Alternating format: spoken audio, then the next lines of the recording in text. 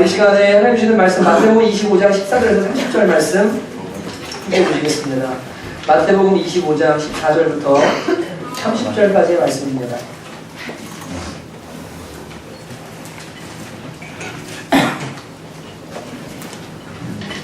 마태복음 25장 14절부터 30절까지 제가 한 절 여러분 한 절 교독하도록 하겠습니다. 제가 먼저 읽습니다. 또 어떤 사람이 타국에 갈 때 그 종들을 불러 자기 소유를 맡김과 같으니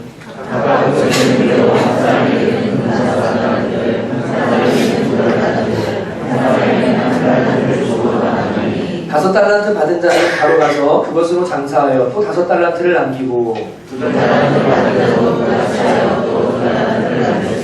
한 달란트 받은 자는 가서 땅을 파고 그 주인의 돈을 감추어 두었더니 다섯 달란트 받았던 자는 다섯 달란트를 더 가지고 와서 이르되 주인이여 내게 다섯 달란트를 주셨는데 보소서 내가 다섯 달란트를 남겼나이다.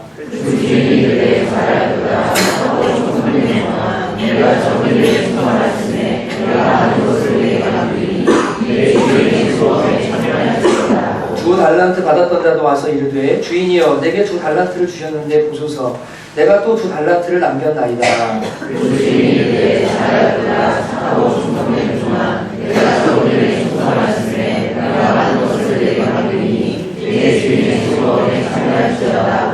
한 달란트 받았던 자는 와서 이르되 주인이여 당신은 굳은 사람이라 심지 않은 데서 거두고 해치지 않은 데서 모으는 줄을 내가 알았으므로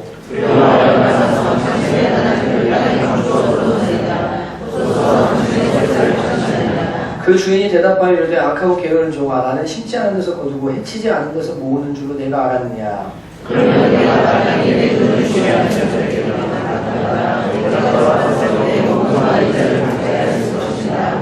그에게서 그 한 달란트를 빼앗아 열 달란트 가진 자에게 주라. 읽습니다. 이 무익한 종을 바깥 어두운 데로 내쫓으나 거기서 슬피 울며 이를 갈리라 하니라. 아멘. 기도하십니다. 하나님 아버지, 주님 앞에 서야 될 날이 다가오고 언제 주 앞에 설지 모르는 인생을 우리가 살아가는데 하나님 앞에 깨어있고 삶의 자세를 바르게 할 수 있도록 하나님을 아는 사람들로서 합당한 자세로 살아갈 수 있도록 오늘 저희들에게 깨달음과 은혜 주시기를 간절히 원합니다.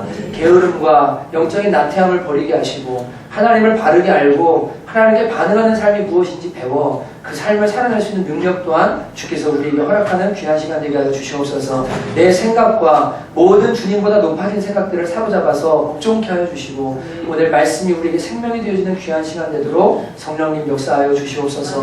예수님의 이름으로 간절히 기도하였습니다. 아멘. 저를 한번 따라 하실까요? 천국 백성의 삶의 자세. 한번 하십니다. 천국 백성의 삶의 자세. 감사합니다. 이 마태복음 24장과 25장은 마지막 때 종말의 때에 어떠한 일이 일어나는가와 그 종말의 때에 하나님의 백성들이 어떻게 살아야 되는가에 대해서 가르쳐주는 내용이 마태복음 24장과 25장에 기록되어 있습니다. 그래서 24장을 여러분이 읽으시면 말세에 주님이 오시기 전에 어떤 징조들이 나타난다라는 것에 대해서 가르쳐주시고 그리고 25장에 가면 이제 비유들이 나와서 세 가지 비유가 나옵니다. 총 24장까지 포함해서 네 가지 비유가 나오는데 그 두 가지 내용은 앞에 있는 두 가지는 여기 14절을 한번 13절을 같이 읽어보실까요? 25장 13절 시작. 그런즉 깨어있으라 너희는 그날과 그때를 알지 못하느니라. 24장 50절도 같이 한번 읽어보겠습니다. 시작. 생각하지 않은 날 알지 못하는 시각에 그 종의 주인이 이르러 51절 읽습니다. 시작. 어미 때리고 외식하는 자가 받는 벌에 처하니 거기서 슬피 울며 이를 갈리라. 언제 주님이 오실지 모르기 때문에 정말 깨어있어야 된다. 생각지 않은 때에 오신다. 정신 차려야 된다. 라는 것에 대해서 두 가지 비유를 통해 말씀하시고 그리고 뒤에 나오는 두 가지 비유를 통해서는 그렇다면 하나님을 알고 구원받은 백성, 구원의 진리를 아는 백성이라면 주님이 오시기 전에 어떤 삶을 준비해야 되고 살아야 되는가에 대해서 가르쳐주는 내용이 이 달란트의 비유와 양과 염소의 비유인 겁니다. 열 처녀의 비유는 깨어있을 것에 대해서 가르쳐주시는 비유고 달란트의 비유와 그 다음 양과 염소의 비유는 그렇다면 하나님을 아는 백성이 어떻게 사는 것이 종말을 준비하는 자세인가에 대해서 가르쳐 주시는 내용이 24장과 25장에 걸쳐서 나오는 마지막 때의 교훈인 것입니다. 지난 수요일 날쯤이죠. 네이버 메인 기사에 벨기에 한 회사에서 이 오른손이나 왼손, 이 엄지와 검지 사이에 있는 이 근육에다가 칩을 박아서 이 칩으로 사원증을 삼겠다고 공식적으로 발표를 했습니다. 이제 대놓고 이 칩을 집어넣는 일들을 시작을 하는 겁니다. 우리는 이거 사원증으로 삼는 이 칩이 성경에 말하는 유효균이나 베리칩이다라고 지금 단언할 수는 없습니다. 왜냐하면 이 칩이 이 종교와 그리고 하나님을 섬기는 것과 이 땅에서 매매하는 것과 이 모든 것들이 한꺼번에 걸쳐서 이것을 받지 않으면 더 이상 사회생활이 불가능하도록 만들어야, 그래서 내가 받지 않고 하나님을 섬기겠다, 아니면 너 그걸 받을 것이냐라고 하는 그 기로에 서는 순간이 될 때야 그것이 진짜인지 아닌지가 우리가 알려지게 될 거예요. 왜냐하면 옛날에 롯데월드에 바코드 찍고 들어갈 때 그때 막 앞에서 데모가 일어났었어요. 저 바코드는 악마의 표다. 저거 받으면 지옥 간다. 그래가지고 이 바코드를 못 받겠단 말이죠. 근데 이 바코드나 칩이나 똑같은 기능인데 그러다 몸에 넣는다는 데는 대단히 큰 문제가 있습니다. 이미 인권운동을 하는 사람들은 이게 들어가면 회사에서 화장실에 있는 거, 휴게실에 있는 거 위치 추적이 다 돼요. 지금 집에 갔는지 뭐 했는지 알 수 있어요. 물론 의료나 어떠한 면에서 너무나 유용하고 좋은 점들이 많아요. 이것으로 나중에는 결제도 할 수 있을 것이고, 신용카드처럼 RFID 칩이라고 말하죠.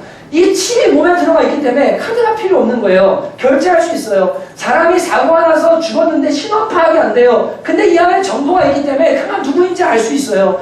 그가 어디 있는지 알 수 있어요. 범죄자들을 추적할 수 있어요. 정말 많은 유용한 것들이 이 안에 있지만 이것이 하나님을 반하게 하는 것이 될 때가 된다면 그것은 그리스도인들이 받지 못할 표가 되겠죠. 그렇기 때문에 지금 당장 벨기에 한 회사가 이 칩을 넣어서 사원증을 삼는다라고 할 때 저게 육륜 보니까 받으면 안 돼! 라고 지금부터 우리가 막 반대하고 난리를 쳐야 될 것은 분명히 아닙니다. 그러나 점점 무언가 성경이 말하는 바처럼 요한계시록에 이마나 오른손에 표를 받게 하는데 그것이 없으면 매매를 하지 못하게 하고 더 이상 하나님을 섬기지 못하도록 만드는 그 어떤 일들이 실제적으로 다가오는 것을 볼 때 저와 여러분이 뭘 느껴야 되냐면 점점 이 세상이 끝을 향해 가고 있구나. 주님의 재림이 성경에 말하는 대로 가까워지고 있구나라는 것을 생각해야 됩니다. 깨어 있어야 됩니다. 어젯밤 한 성도님, 그 장성희 목사님의 어머님이, 시어머님이 쓰러지셔서 응급실에 실려가셨어요. 목욕탕에서 나오셨는데 갑자기 머리가 어지러워서 쓰러지셨습니다. 그리고 남편에게 전화를 하면서 내가 지금 너무 어지러우니까 나 좀 데리러 가. 그래서 갔더니 완전히 쓰러져 계시고 여기 상처를 입고 계시더래요. 그래서 깨어나셨는데 집으로 가자고 해서 집으로 모시려고 하다가 다시 쓰러지셔서 병원에 갔더니 이 뇌에 혈관이 하나가 터졌고 그 다음에 꽈리가 생겨가지고 의식불명의 상태에 되었습니다. 그래서 아까 이제 연락이 오기를 그 머리에 관 넣어서 물을 빼고 5시간에 걸쳐서 뇌혈관 꽈리를 풀었답니다. 수술은 잘 됐는데 의식이 아직 없으신 상태시고 지금 중환자실에 계시기 때문에 기도 부탁한다고 연락이 왔거든요. 어제 그 소식을 한 10시쯤인가 뭐 이렇게 집에서 설교 마지막 타이핑하다가 들어가지고 가만히 이렇게 기도하는데 마음에 너무 그 영혼이 안타까운 거예요. 이 주님을 모르시고 쓰러지신 것 같아요. 가서 들어보니까 손주가 교회를 갈 때 그 아이 데리러 갔다가 뒤에 앉아가지고 기도도 하고 나오곤 했지만 정확히 복음을 아는지 모르는지 이 장사님 씨도 모르시겠다는 거예요. 본인이 그렇게 전도해야 되는데 마음에 부담이 있었는데 복음도 못 전하는데 지금 쓰러지셨다면서 막 울고 막 난리가 난 거예요. 그래서 옷을 입고 기영 전사님한테 제가 어제 좀 허리가 많이 아파서 같이 좀 가달라고 해서 대차를 운전해서 갔습니다. 갔더니 가족들이 막 완전히 의사들한테 격앙돼 있고 막 난리가 나서, 왜냐하면 살 가능성이 1밖에 없다. 20% 정도밖에 안 된다. 이렇게 말하니까 너무너무 화가 나서 막 격앙된 상태라 들어가서 제가 그분께 기도해드리고 싶어서 갔는데 기도는 못 해드리고 장성희 집사님 만나서 기도를 해드리고 왔어요.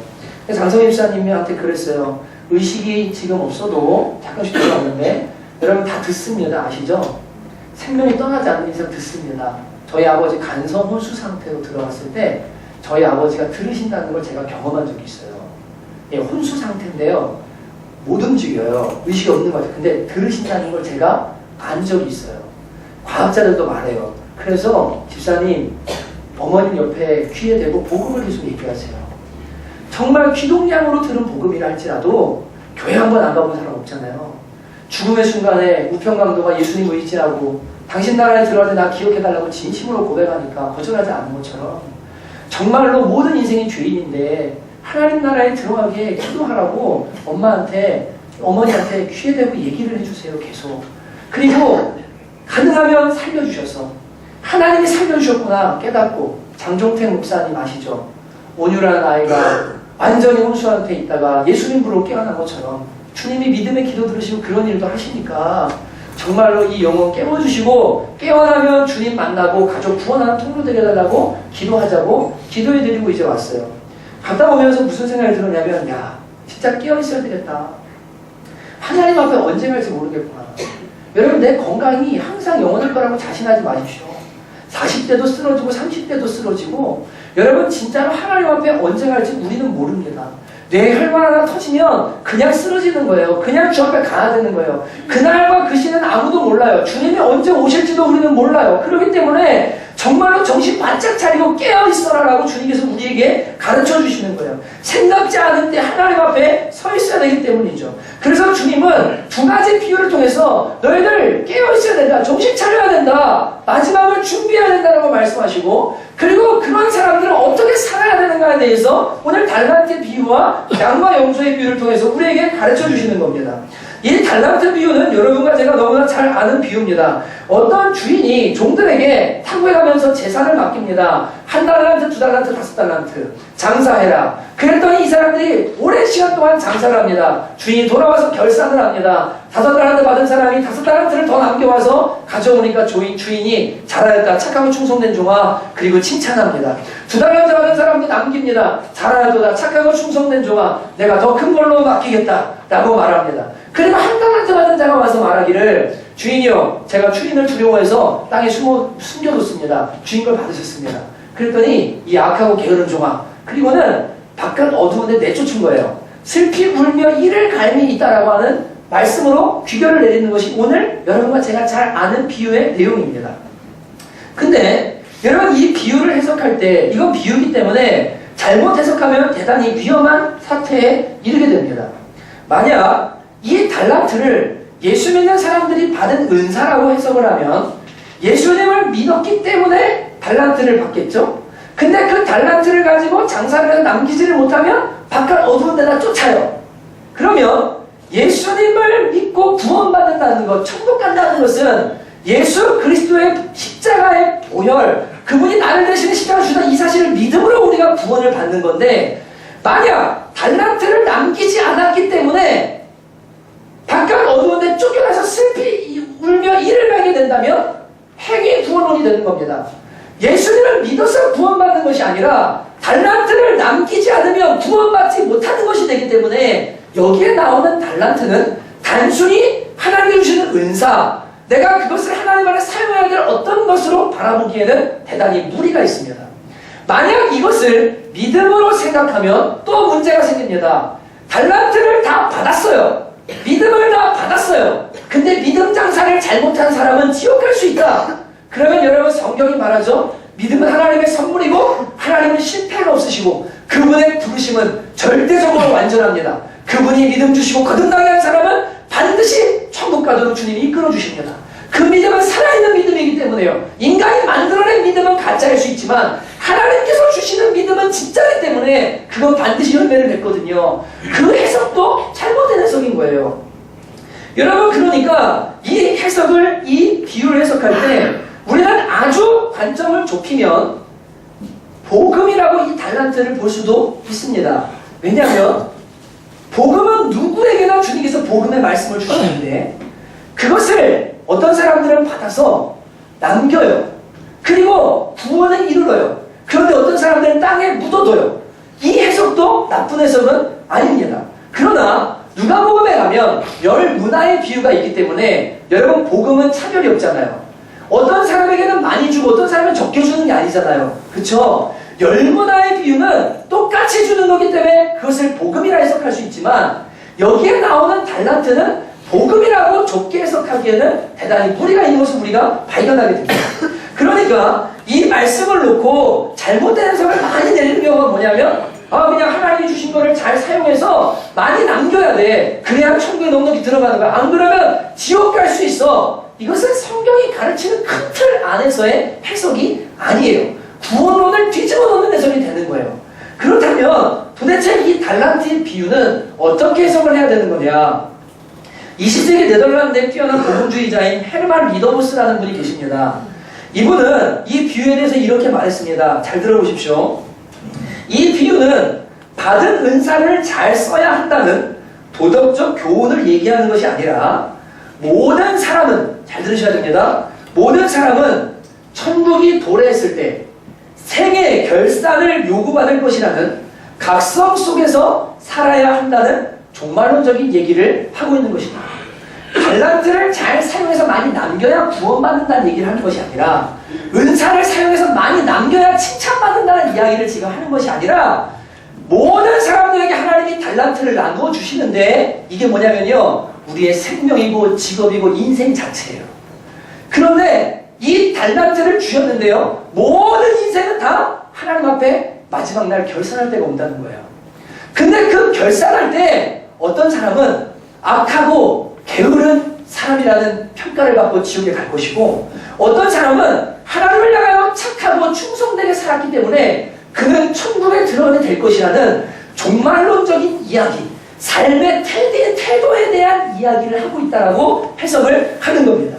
그러니까 여러분, 이 비유는 어떤 주인이 돈을 많이 줘서 많이 남기라고 한 이야기가 주어가 아니에요. 이 비유의 주어는요, 영어 성경을 보면 it is라고 시작하는데 어떤 사람이라고 시작 안 해요. 천국은이라고 말하는 25장 첫 절이 주어예요. 천국에 대한 비유예요. 천국이 임할 때 어떤 일이 일어나는가, 그때 누가 천국 가고 누가 지옥 가는 사람인가에 대해서 가르쳐주는 비유가 바로 이 달란트의 비유인 것입니다.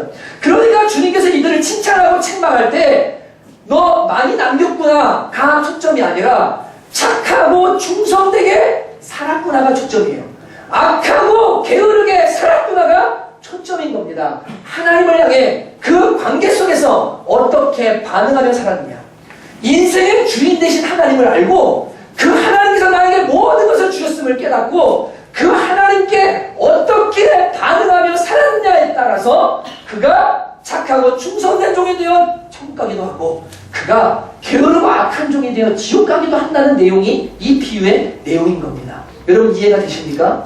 이해되십니까? 이해되시죠? 이제 이 맥락에서 이해하면 예수 믿는 사람들이 구원받고 나서 받은 모든 것들이 다 달란트예요. 그래서 그것을 잘 활용해야 된다는 것도 은혜가 되지만, 그러나 그렇게 해석하면 활용 못하면 지옥 간다는 것은 이 메시지가 주는 핵심 내용이 아니라고요. 이해가 되신 줄 알고 이제 이 본문을 가지고 하나님께서 우리에게 주시는 말씀을 한번 들어보고자 합니다. 하나님 나라에 들어가는 자들과 그러지 못한 자들이 예수께서 재림하실 때 분별이 되어지는데 그들의 삶이 어땠는가에 대한 평가가 분명히 주어진다는 것을 이 본문이 우리에게 가르쳐 줍니다. 구원받은 사람들은 어떤 사람들인가에 대해 가르쳐 주는 것이지 어떻게 해야 구원받는가를 가르쳐 주는 게 아닙니다.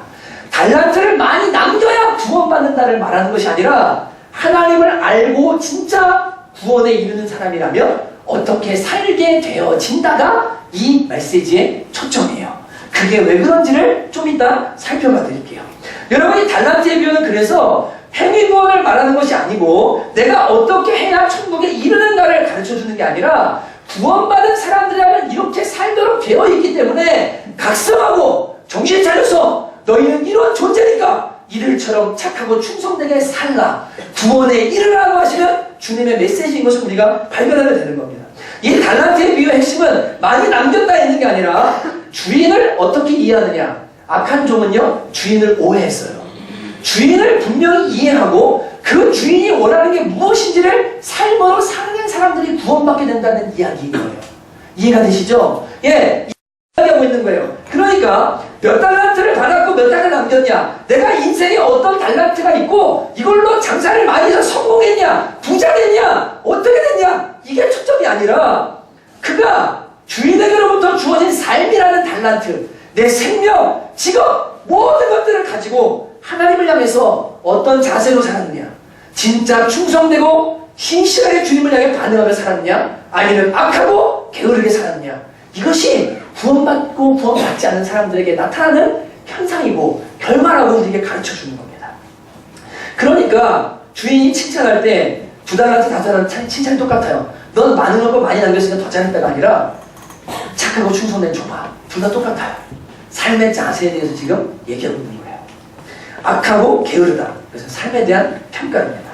여러분, 그렇다면 이 말씀을 통해서 우리 마지막 때 하나님 나라 백성들에게 주시는 교훈, 또한 믿지 않는 영혼들에게까지 주님께서 주시는 교훈들이 있는데 그것이 무엇인지를 3가지를 살펴보려고 합니다. 첫째, 이 본문이 우리에게 가르쳐주는 바는 우리의 생명과 인생의 모든 것은 하나님께서 잠시 맡기신 것이라는 가르침을 우리에게 줍니다. 여러분, 이것은 불신자나 신자나 다 해당되는 내용입니다. 예수님을 믿는 사람에게만 하나님이 생명을 주시고 불을 주시고 기도 들을 이런 문제가 아니고요. 모든 생명과 모든 호흡, 모든 재물, 모든 권세, 모든 사람이 높아지고 낮아지고 하는 전부들 있잖아요. 다 이게 누구의 주권에 있냐면 성경은 하나님의 주권 아래 있다고 분명히 가르쳐줘요. 분명히 가르쳐줘요. 여러분, 여기에 보면 주인이 종들에게 달란트를 그 능력을 따라 나누어 줍니다. 누가 줍니까? 주인이 나누어 줍니다. 성경은 성령께서 은사를 나누어 주시는데 교회 안에 주시는 은사가 있고 일반인들에게 주시는 은사가 있다고 분명히 가르칩니다. 그것을 우리는 일반 은총이라고 말하고 특별 은총이라고 말합니다.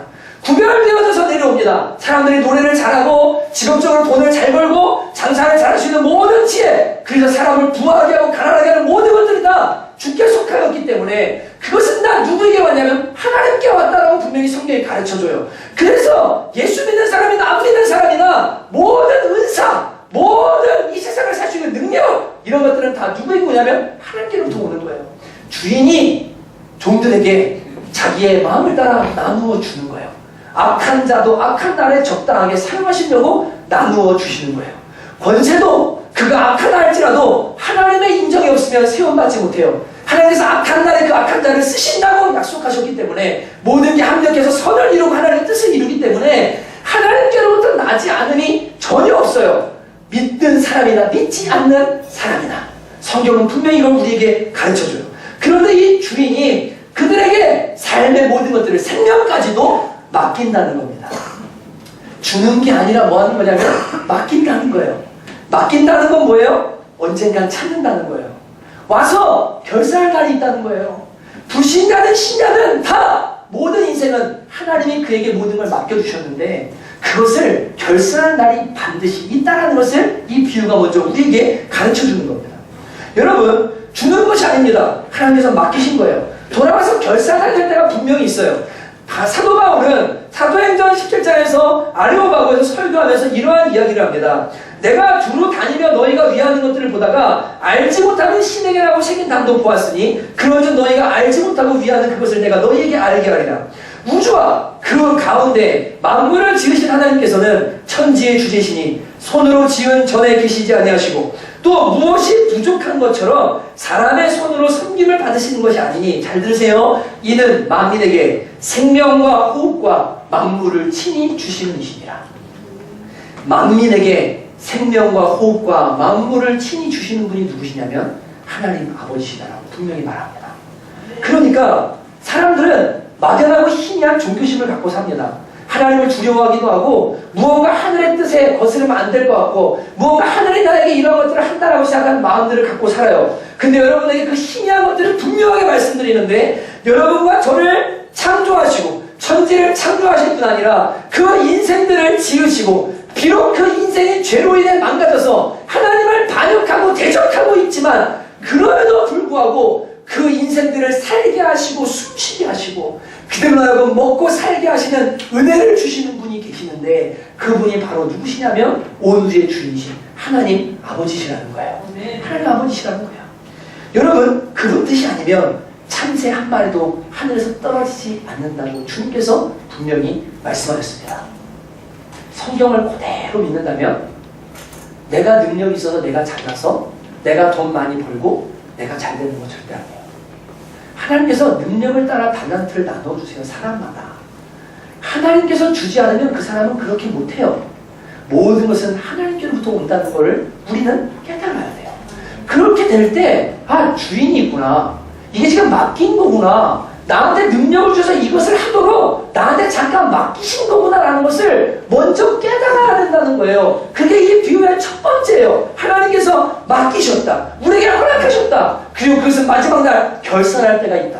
히브리서 9장 27절. 한 번 죽는 것은 사람에게 정해진 것이요 죽은 후에는 심판이 있으리니. 여러분, 분명히 여러분과 제가 마지막 날 생명이 딱 홈이 끝나는 날 한 번 죽는 것은 사람에게 정해지고 우리의 영혼은 하나님의 심판대 앞에 가서 반드시 결산하게 됩니다.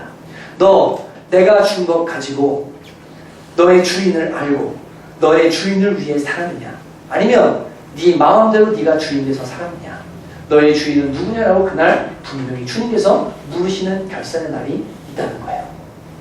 그런데 여러분, 이 전도서 12장 1절 2절에 보면 그래서 이렇게 말하죠. 너는 청년의 때 너의 창조주를 기억하라. 곤고한 날이 이르기 전에 아무 낙이 없다고 할 해들이 가깝기 전에 그리하라.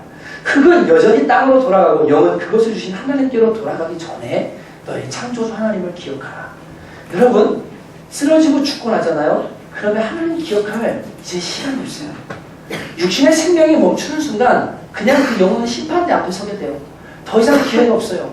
그렇기 때문에 여러분, 오늘 이 자리에 혹시 아직 하나님을 알지 못하고 그 하나님을 제대로 모르는 분들이 계신다면, 여러분, 인생에 호흡을 주시고 생명을 주시고 우리를 살게 하시는 온 우주의 주인 되신 분이 계신데 그분이 하나님 아버지시라는 것을 꼭 발견하게 되기를 주님의 이름으로 축복합니다. 그리고 그분이 마지막 날 우리와 결산하시는 분이라는 것을 분명히 깨달을 수 있기를 주님의 이름으로 축복합니다. 왜냐하면 전도서 12장 13절 14절 말해요. 이래 결국을 다 들었으니 하나님을 경외하고 그의 명령들을 지킬지어다. 이것이 사람의 본분이니라. 하나님은 모든 행위와 은밀한 일을 선악간에 심판하시리라. 겉모양으로는 주님이 사는 것 같죠. 근데 뚜껑 까잖아요. 하나님과 관계없는 사람 많아요. 이따 그 악한 종이 누군지 제가 말씀드릴게요. 여러분, 그래서 이 첫 번째, 인생의 주인이구나. 모든 건 하나님께로부터 왔구나. 그리고 이걸 어떻게 사용했는가? 결산될 날이구나.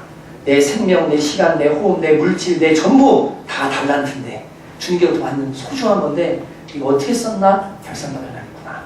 그것을 기억하는 것이 이 비유의 첫 번째입니다. 두 번째는 우리에게 무슨 깨달음을 주냐면, 그 하나님, 결산하신 하나님이 우리에게 생명과 모든 걸 주실 뿐 아니라 결산하신 하나님이 어떤 분인지를 바르게 알아야 함에 대해서 우리에게 이 말씀을 가르쳐줍니다. 여러분, 오늘 말씀에 이 악하고 게으른 종이 악하고 게으르게 된 핵심이 어디 있냐면 그가 주인을 아는 방식, 사고에 있어요.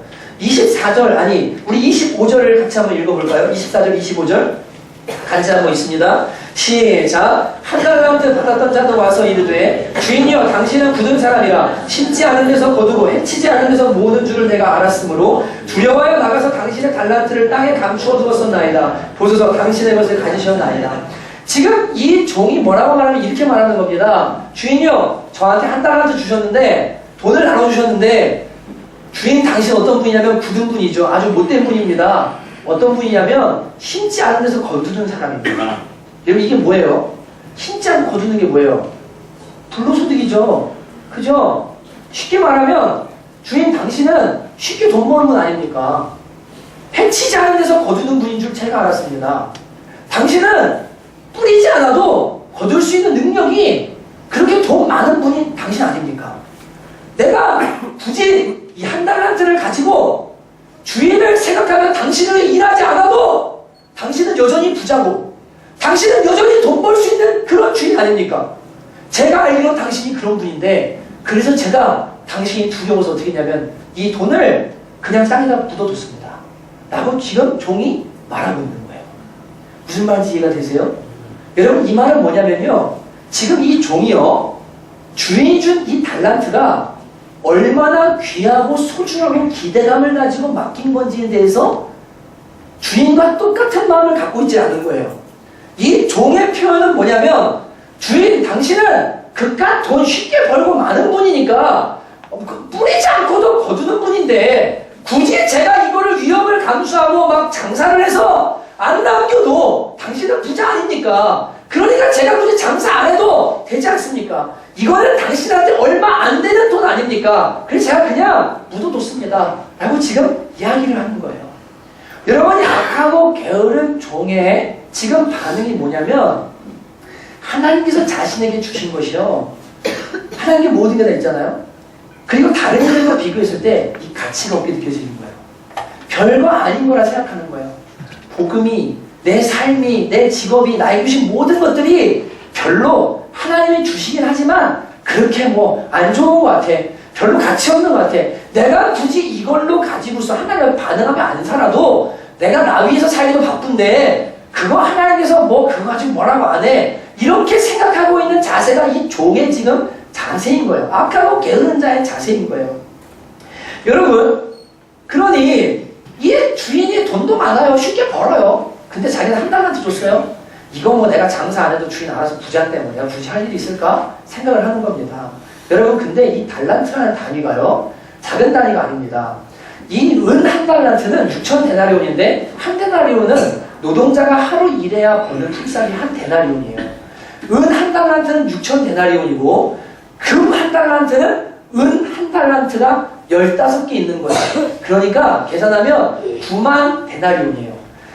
사람이 9만 일 동안 하루도 쉬지 않고 일해서 모을 수 있는 돈이 뭐냐면 이 한 달란트예요. 어마어마한 돈을 맡긴 거예요. 근데 이 종은 뭐라고 말하냐면 주인이요, 당신은 십자로 거두고 해치하면서 거두는 능력 있는 분인데 이 값돈 당신한테 아무것도 아닙니다. 내가 이거 잃어버리면 어떻게 합니까? 그러니까 그냥 당신이 장사 안 하고 제가 묻어뒀습니다. 라고 말하는 것이 이 종의 자세인 거예요. 주신 것이 얼마나 귀한지를 몰라요. 여러분, 저는 부자들을 볼 때 한 가지 생각하는 게 있어요. 한국 사회는요, 부자들을 미워해요.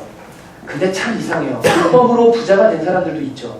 그러나 정직하게 부자 된 사람들 되게 많아요. 부를 얻기 위해서 대가를 지불한 사람들이 되게 많아요.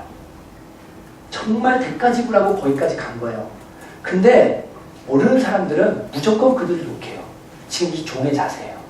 당신 힘지 않아서 거두고 해치 않아서 돈 쉽게 버는데 이값 만 달란트, 한 달란트? 이거 아무것도 아니지 않습니까? 뭐 이거 굳이 내가 장사해야 됩니까? 이런 자세 있죠? 자기한테 주어진 이 큰 돈이 아무것도 아니라는 생각. 부자가 번 그 큰 돈이 얼마나 노력해서 번 것인지에 대해서 가치를 인정해주지 않는 생각. 이게 한국 사회에 팽배해 있어요. 여러분, 이거 고쳐야 될 생각입니다. 지금 이 종이요, 주인을 향해서 이런 마음을 가지고서 자기가 받은 게 아무것도 아니라 생각하는 거예요. 목회하다 보면요, 사람한테 플로잉을 해요. 정말 어렵대요. 그래서 저도 없어서 우리 애도 뭐 안 사주고 10만 원 플로잉 가면 그거 우습게 여기는 사람도 있어요. 여러분, 이런 자세가 종의 자세예요. 이 사람이 왜 하나님 앞에 악하고 게으르다고 책망을 받냐면 하나님이 생명 주시고 하나님이 직업 주시고 하나님이 일하시는 능력 주시고 하나님이 모든 걸 다 주셨는데 그것이 하나님께로부터 왔음도 기억하지 못할 뿐더러 하나님 주신 것이 가치 없는 것이라 여기는 거예요. 복음도 가치 없는 것이고 교회로 부으신 것도 가치 없는 것이고 사역도 가치 없는 것이고 나한테 주신 모든 은사, 재능, 달란트 다 별거 아니라 생각하고 땅에다 묻어두고 있는 삶의 자세를 가진 사람, 마음 자세가 가진 이 사람이 악하고 게으른 종이에요.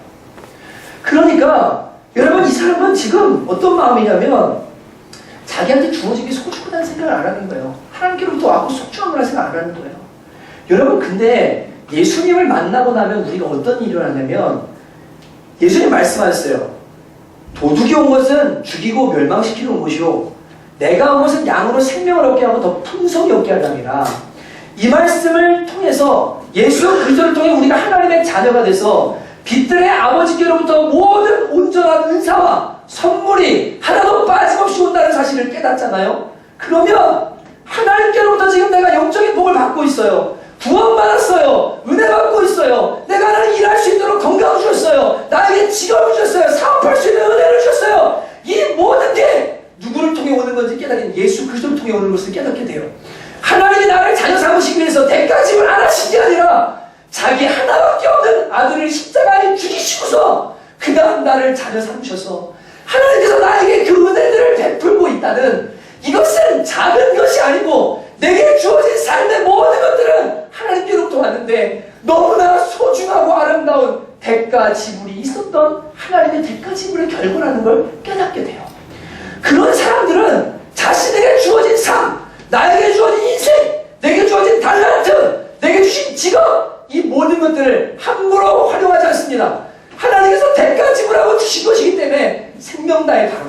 근데 이 악하고 게으른 종은요, 하나님께로부터 왔음에도 불구하고 이게 하나님께로부터 왔다는 생각 자체가 없는 거고 소중하다는 생각이 없는 거예요. 그러니까 아유 이거 그냥 땅에다 묻어두지 뭐, 나 편하게 살지 뭐, 그리고는 주인한테 나중에 와서 그 주신 거 그냥 가져왔습니다 라고 말하는 이 악하고 게으른 마음을 주님이 책망하시는 겁니다. 심지어 이 종은 주인을 알긴 알았어요. 어떻게 알았냐면 두려운 분인 걸 알긴 알았어요. 여러분 두려운 분이면 어떻게 해야 돼요? 무언가 해야죠. 그죠? 근데 이 종은요, 내가 당신을 두려워함으로 그 다음 결과 뭐냐면 땅에다 숨겨놨대요. 주인을 위해 아무것도 하잖아요. 이게 뭐냐면 불신자들의 삶이에요. 하나님을 모르는 사람들의 삶이에요. 진짜 하나님을 두려워하고 그분이 마지막 날 심판할 것이라는 걸 알면 내게 주신 삶을 가지고 뭐하냐면 그 주인이신 하나님을 향해, 생명 주신 하나님을 향해 최선을 다해야 된다는 마음을 갖고 살게 되는데, 하나님을 향해 아무런 반응도 하지 않아요. 전혀 하나님을 찾으려고도 안 하고 하나님의 기쁨 되려고도 하지 않아요. 두려운 마음이 있어요. 누구나 종교심이 있으니까, 누구나 심판받을 두려움이 있으니까. 그러나 땅에 묻어두고 아무것도 안 해요. 하나님을 위해서. 이게 약한 종의 자세예요. 이 사람은 하나님을 알긴 알아요. 주인을 알긴 알지만 제대로 모르는 거예요. 그분이 어떤 분인지. 여러분 하나님을 알되 영화롭게도 하지 아니하고, 하나님을 두려워하지만 그분의 뜻대로 아무것도 하지 않고, 하나님의 심판도 두려워하지만 그 심판을 준비하지 않는 악하고 게으른 마음을 가진 사람, 하나님에 대해 오해하고 있는 사람, 그 사람이 한 달란트 받은 종인 것입니다. 그렇기 때문에 요한복음 17장 3절은 말하는 영생은 곧 유일하신 하나님과 그의 보내신 예수 그리스도를 아는 것입니다. 하나님을 아는 사람은요 이렇게 못 산다고요. 이렇게 못 살아요. 예. 그러나 여러분 진짜 하나님을 알게 되면, 와, 내 생명도 아니라 모든 게 하나님께로부터 왔는데 그분은 힘지 않고 거두는 분이 아니에요. 힘고 거두는 분이에요. 나한테 생명을 주시려고 예수의 죽음을 심으신 분이에요. 그분은 무언가 대가지급으로 나한테 모든 걸 주셨어요. 나를 오래 참아주세요. 나를 기다려주세요. 어마어마한 대가지급을 있다는 걸 알게 되고, 모든 게 다 엄청나게 큰 은혜라는 걸 깨닫게 돼요. 그래서 예수님이 달란트라는 단위를 사용하신 거예요. 도저히 가늠되지 않는 이 정도의 은혜, 이 정도를 하나님이 너에게 주시는 것이다 라고 주님께서 비유로 우리에게 말씀해 주시는 겁니다. 여러분 그렇기 때문에 이제 예수님을 아는 사람과 모르는 사람이 이 삶을 하나님 앞에서 살아갈 때 반응이 달라지기 시작하는데, 그게 뭐냐면 하나님께서 나에게 대가 지불하고 생명과 모든 것을 주셨으니 내가 주를 위해 착하고 충성되게 살아야 되겠다는 마음을 받은 사람들은 천국에 될 것이고, 하나님을 알되 제대로 모르고 하나님을 인식도 하지 않고 자기가 주인 돼서 이 모든 게 그냥 나에게 맡겨진 거라는 생각도 없어요. 맡겨졌다 할지라도 그냥 아무것도 하지 않아요. 이렇게 살다 보면 지옥 가게 될 것이라는 이야기가 뭐냐면 이 비유의 얘기인 거예요. 하나님을 어떻게 아느냐에 따라서 지금 두 사람의 삶이, 세 사람의 삶이 갈라지고 있는 것을 우리가 발견하게 되는 겁니다. 여러분 문제는 교회 안에 있는 자들입니다. 교회 안에 있으면서 겉으로 보면요 하나님의 종 같아요. 하나님 아는 사람 같아요. 근데 이 한 달란트 받은 사람처럼 하나님의 마음에 대해 전혀 관심 없는 사람이 있어요. 나를 교회로 부르시고 나를 지금 은혜 가운데 불러서 복음을 듣게 하시고 구원을 주시려고 하는 이 은혜가 얼마나 소중하고 큰지에 대해서 가늠하지 않는 사람들이 있어요. 하나님이 지금 나한테 주신 삶이 하나님께서 허락하신 너무나 소중한 것이라는, 내가 자격이 없는데, 내가 받을 자격이 안 되는데 주신 것이라는 이 의식이 없는 사람이 교회 안에 너무너무 많아요. 그래서 이런 사람들은 이런 생각들을 해요. 교회 안에 있지만 하나님과 관계를 맺지만 사고방식은 여전히 불신자와 같아서 하나님께로부터 온다는 생각도 없고, 하나님께로 온다는 생각이 있다 할지라도 내가 하나님 나라를 위해 아무것도 하지 않아도 하나님은 심지 않은 데서 거두고 해치지 않은 데서 모시는 분이니까 내가 주님을 위해 열심히 안 살아도, 헌신하지 않아도 하나님 알아서 주님의 교회를 부리시고 하나님 알아서 영혼 구원하시고 하나님 알아서 모든 걸 하신다. 이게 교회 안에 악하고 게으른 종들입니다. 하나님께서 나를 구원하셨고 나에게 생명 주셨고 나에게 십자가의 은혜를 통해서 하나님 자녀되게 하셔서 살게 하시고 직업 주시고 복되게 하셔서 나를 살게 하신다는 걸 깨달으면요 어찌 그 은혜 앞에 주님을 향해 충성스럽게 반응하지 않을 수가 있습니까? 악하고 게으른 종들은요, 하나님께로부터 받긴 받았어요. 근데요, 내가 아무것도 안 해도 하나님 나를 알아서 돌아가요. 그분은 해치지 않아서 모으는 분이니까 그냥 난 아무것도 안 해도 돼요. 뚜껑을 열잖아요. 하나님 여러분에게 말씀하세요. 야, 진짜 미안한데 너 내가 준 거 가지고 뭐 했냐? 너 내가 준 달란트 가지고 인생을 살면서 뭐하고 살았냐? 아니, 저 하나님 알아서 하시는 분이니까 저 그냥 열심히 살았는데요? 세상적으로 성공했는데요? 미안하다. 난 너 몰라. 너는 악하고 게으른 자야. 너는 세상적으로는 부지런할지 모르지만 너는 나를 향해서는 게으른 자야. 넌 악한 자야. 주님이 이렇게 평가를 하신다는 거예요. 여러분, 주님 올 때 나 하나 책망 안 받고 그냥 주신 달란트, 직업, 생명, 건강 가지고서 열심히 그냥 나 위해서 내 뜻대로 살다가 그냥 주님 오시는 날 잘 살았다고 하면 뭐 주님이 나한테 뭐라고 하시겠어? 이런 생각을 갖고 사는 그리스도인들, 하나님을 아는 것처럼 전혀 모르는 사람들, 그들이 이 악하고 게으른 한달란트 받은 종인 것입니다. 여러분 바깥 어두운 곳이 여러분의 자리일 것을 알고 깜짝 놀랄 사람들이요, 교회 안에 많이 있어요. 가만히 들여다보면요, 주님 두려워해요. 주님 아는 것 같아요. 분명히 뭔가 하나님께 희미한 지식이 있어요. 근데 하나님을 더 알고 주님의 뜻대로 살고 하나님의 마음에 합하게 착하고 충성되게 살려는 마음을 갖지 않고 하나님을 향해서, 하나님 나를 향해서 악하고 게으르게 사는 교회 안에 사람들이 있어요. 이러다가 주님 앞에 서는 날 뚜껑 열면 아무도 몰라요. 여러분, 교회가 왜 존재합니까? 목사 왜 있는 겁니까? 여러분 귀에다가 좋은 노래 해주라고 있는 겁니까? 여러분이 잘못된 길로 가는데 죄 계속 짓고 그렇게 살다가 뚜껑 열을 때 지옥 가라고 있는 것이 목사입니까? 예수님도 그렇게 안 하셨잖아요. 여러분, 오늘 이 자리에요, 마음에 정직하게 질문하셔야 돼요. 여러분, 하나님과 하나님 나라를 향해 여러분이 충성되고 착한 마음을 가지고 살고 계십니까? 아니면 세상을 향해 충성되고 착한 마음을 살고 계십니까?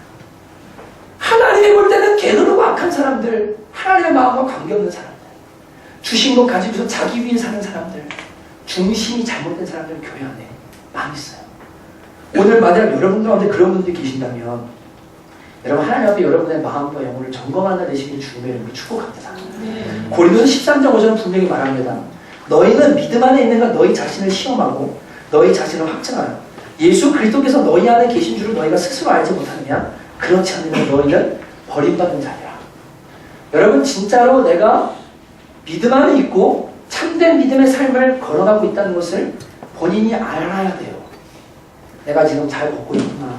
뒤 돌아보니까, 앞에 보니까 주님 가신 길이고, 뒤 돌아보니 내가 세상의 길이 아니라 주님 원하시는 길 잘 가고 있구나. 착하고 충성되게 살고 있구나. 라는 것을 확인할 수 있어야 돼요. 있어야 돼요.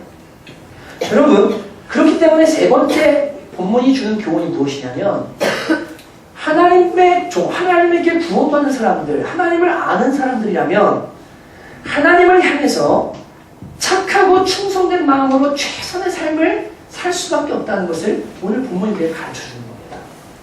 테레사 수녀가 칼고타에서 거지들, 빈민들을 데려다가 먹이고 입히는 일을 시작했어요. 수만 명의 사람들을 거두었는데 한 의원이 와서 물어봤어요. 수녀님, 어떻게 이렇게 무겁고 짐스러운 일들을 꺾임없이 끝까지 해낼 수가 있었습니까? 라고 물어봤을 때 마더 테레사가 이렇게 답했답니다. 나는, 잘 들으셔요, 주님께 성공하도록 부름받은 게 아니라 주님께 신실하도록 부름받았습니다. 저는 10,000명 생각한 적 없습니다. 전 주님께 신실하라고 부름받았기 때문에, 착하고 충성된 페이스풀, 이게 신실이라는 단어거든요. 하나님을 향해 나에게 주신 달란트를 가지고 신실하게 살라고 부름받아서 신실하게 살았을 뿐이지 저는 성공하려고 산 적이 없습니다라고 마더 테레사가 이야기했어요. 하나님께서 보시는 게 이거예요. 오늘 달란트를 나눠주실 때 모든 사람에게 달란트를 나눠주는데 능력을 따라 나눠주신대요. 하나님께서 딱 볼 때 쟤는 이거 감당합니다. 쟤는 되겠다. 믿는 자는 안 믿는 자는, 그래서 하나님 달란트를 주세요. 일반 은총 속에서 안 믿는 교사도 있어요. 믿는 교사도 있어요. 그러나 믿는 교사는 뭐가 달라요? 하나님 주신 이 이 직업 땅에다 묻어두지 않아요. 임동현 집사님처럼 내가 이 아이들 어떻게 하면 주님께로 이끌까? 내가 이 교육이 망가지는데 어떻게 하면 나의 주신 달란트를 통해서 이 영혼들을 주님께로 이끌까? 그리고는 시간을 내서 여러분 교무부장이 제가 한 사람 높이려는 게 아닙니다. 교회 안에 계시니까요. 교무부장이 학교에서 제일 바빠요. 교감보다 더 바빠요. 그 바쁜 와중에 일주일에 2번을 드림 아이들을 케어하고 이 아이들에게 밥 먹이고 교회와 함께 공부시키고 그 영혼들 부모님들 주님께로 이끌고자 시간을 드리고 달란트를 드린단 말이에요. 저한테 오늘 와서 물어봤어요. 목사님, 제가 교장 되는 게 하나님 뜻일까요? 아니면 제가 학교를 그만두고 학교를 세우는 것이 하나님 뜻일까요? 제가 말씀드렸어요. 주님의 부르심이 다 다르겠지만 저는 그런 사람들이 보고 싶습니다. 교장 되면 학교를 바꾸실 수 있나요? 아니요. 시간이 지날수록 교장 돼도 학교에 대한 영향력은 줄어든대요.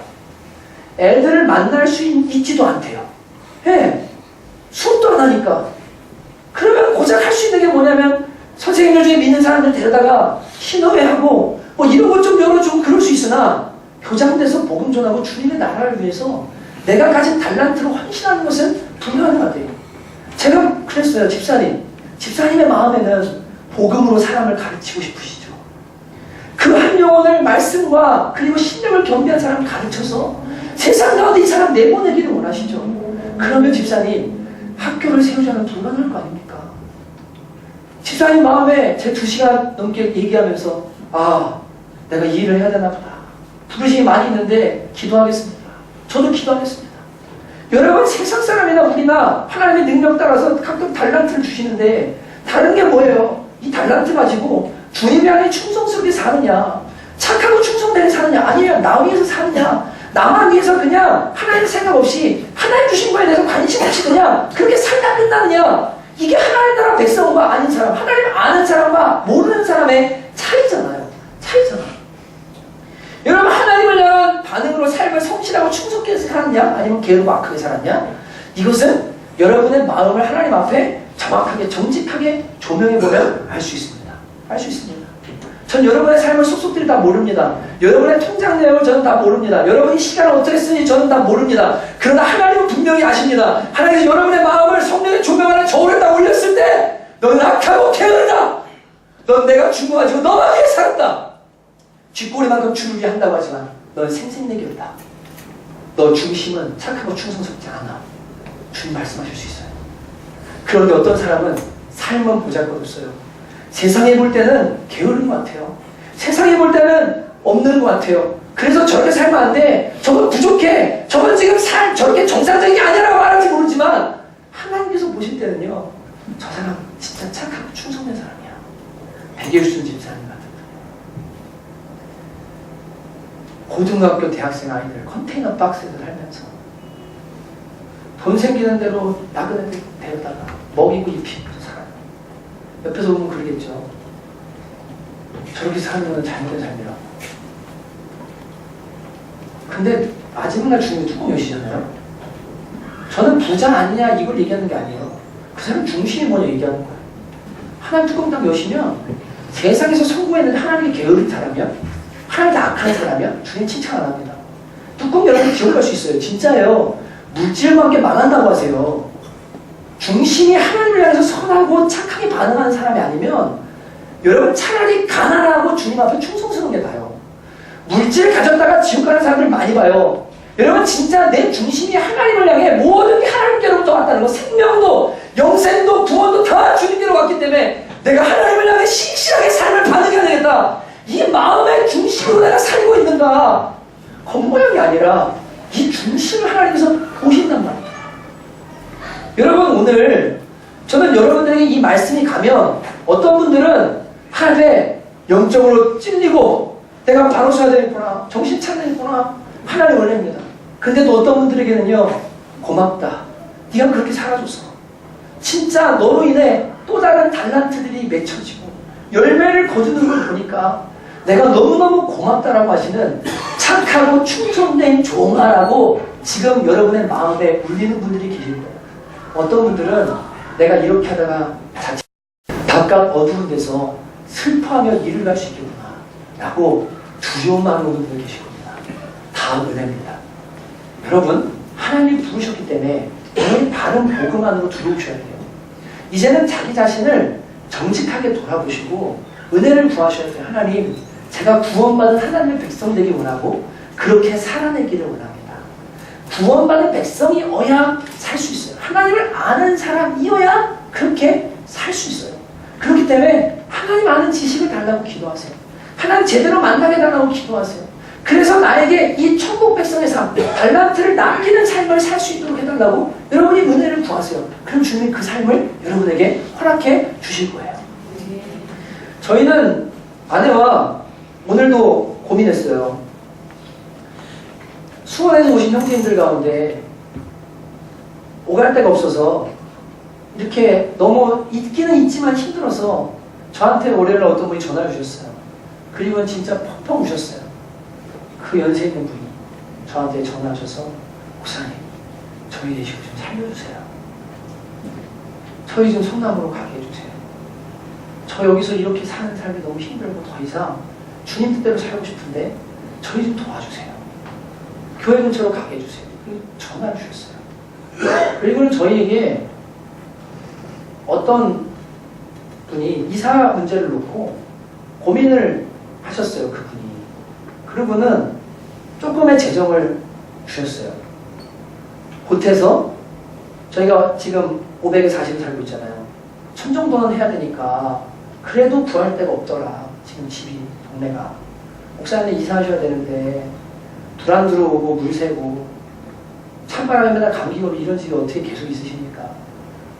저희가 할 수 있는 게 이거니까 그러시면 좋겠습니다. 근데 그리고 나서 제 마음에 또 고민이 되는 거예요. 제가 오늘 이 얘기를 할까 말까 고민이었어요. 하나님, 저희도 이사를 하긴 해야 돼요. 근데 저분들 한 집이 필요해요. 근데 주님 재정을 주셨는데 500만 원을 이 주님 저희 돈을 쓰는 거 맞습니까? 아니면 저 가정도 있어야 됩니까? 그리고 이거 제가 어떻게 해야 됩니까? 하나님 앞에 오늘 아침에도 아내랑 그 질문을 하고 왔어요.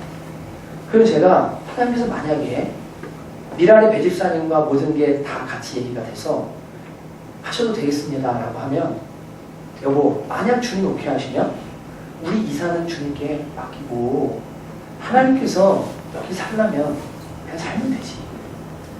그리고 그 가정 이사할 수 있도록 하면 하나님께서 너무나 좋아하시지 않을까?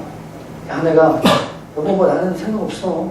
근데 주님 원하시면 그렇게 하고 모든 게 자연스럽고 문제가 안 되고 또 우리 이사라고 헌금해 주신 분이 괜찮다고 하면 그래도 괜찮아. 여보 근데 우리는 언제 이사해? 주님께 맡기자. 여러분 저는 여러분들한테 제 삶을 자랑하거나 뭐 이루고 싶은 마음이 있어서 진짜 아니에요. 모든 건 하나님께로부터 와요. 오면 첫 번째 생각이 뭐냐면 주님이 왜 주셨을까? 내가 이거 어디다 써야 될까? 이거 진짜 나 위에 써도 되는 거 맞나? 하나님 정말 나한테 주시는 건가? 주님 잠깐 맡기시면 돼요. 내가 이걸로 어떻게 장사해서 어떤 달란트를 남기시면 될까? 이게 주님을 아는 사람, 만난 사람들의 자연스러운 고민이에요. 돈 생기면 차 바꾸고, 돈 생기면 집 바꾸고, 돈 생기면 자기 가족이 쓰고, 돈 생기면 여행 가고, 돈 생기면 이 세상에 있는 거 다 버리면서 저 끄트머리에 남아있는 거 적성하듯이 하나님한테 주님, 제가 천국 가야 되겠습니다. 주님께서 그런 사람 보시면 너는 악하고 게으르다. 진짜 못됐다. 너는 너가 받은 달란트가 내가 생명 걸고 준 거라는 걸 모르는구나. 네가 받은 구원이 무엇인지 잘 모르는구나. 슬픔의 일을 가는 일이 일어나요. 여러분, 예수 따르는 게 뭡니까? 말입니까? 저는 그런 사람 1000명 보고 싶은 생각 없습니다. 저는 큰 교회 오케이 원하지 않아요. 제가 진짜 얘기해요. 왜냐면요.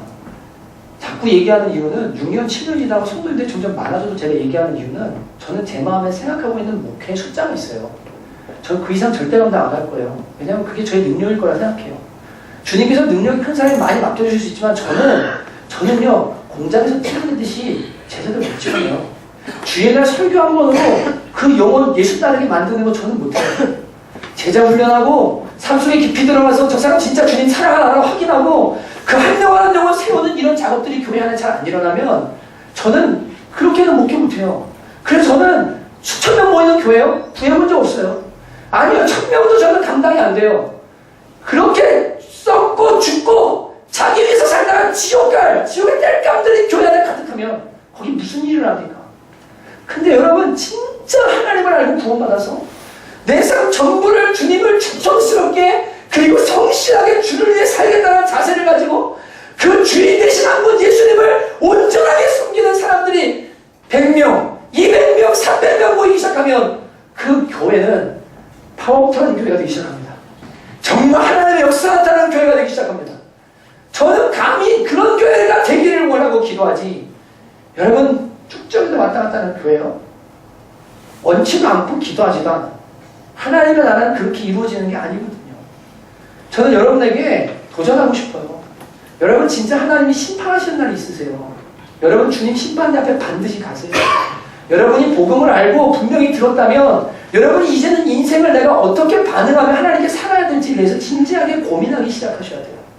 오늘 그 고민이 여러분의 삶에 전 있었으면 좋겠어요. 어떤 이는 그 고민의 결론에 하나님 알아서 하시니까 야, 난 내 인생 살을래. 구원 이렇게 교회 왔다 갔다 해도 뭐 알아서 구원하시고 알아서 거두시고 하니까 그냥 그렇게 계속 살을래. 그러다 아주 지옥 가실지도 몰라요. 어떤 분은 야 아니야 하나님 옆에 내가 이제는 정신 차려야 되겠다. 깨어나야 되겠다. 주님을 위해서 최선을 다해 살아봐야 되겠다. 삶으로 반응해야 되겠다. 이렇게 사는 분들이 오늘 저는 나오게 될 줄 믿습니다. 여러분이 만약 그런 삶을 이 복음을 따라 착하고 충성된 삶을 살아오고 있다면 주님은 여러분에게 칭찬하실 거예요. 이건희 회장 돌아가셨나요? 모르시죠? 네. 이재용 부회장 하나님께서 보실 때 야 너 잘했다 이러실까요? 아니요. 이 사람 하나님 볼 때는 악한 게으름 중이에요.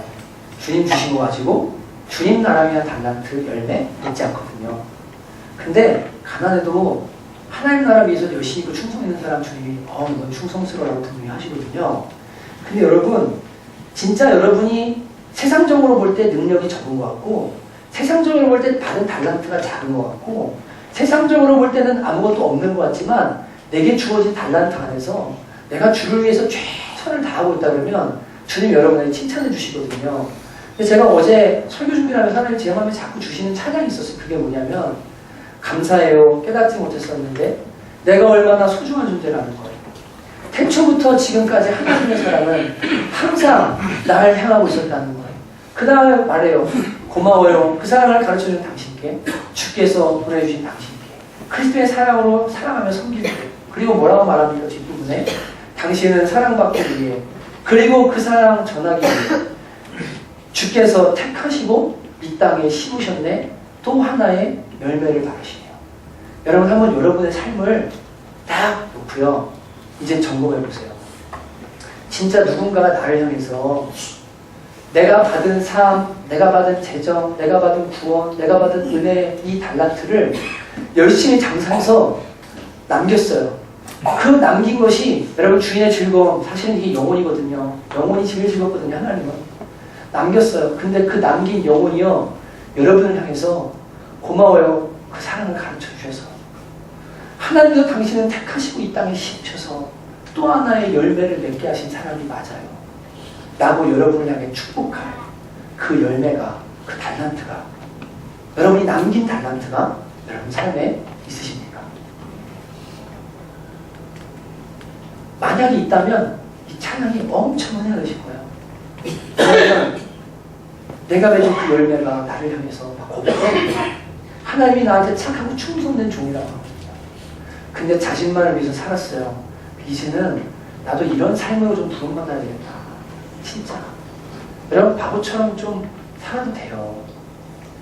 아내신데 주님 아는데 남편이 주님 몰라서 못 살면 열심히 기도하세요. 남편 구원해달라고. 우리 가족이 주님을 그냥 바보가 좀 되어달라고. 저는 기진이 기범이한테 얘기해요. 야 엄마 아빠가 주님 때문에 이런 집 사는 거야. 엄마 아빠가 주님 때문에 여기서 이러고 사는 거야. 주님 때문에 월 50만 원 받는 거야. 우선순위가 주님 나라니까. 나는 뭐 주님이 먼저 쓰고, 그 다음 우리는 하나님이 살게 하시면 살고, 어차피 우리 생명 주님 건데, 다 주님께로부터 왔는데.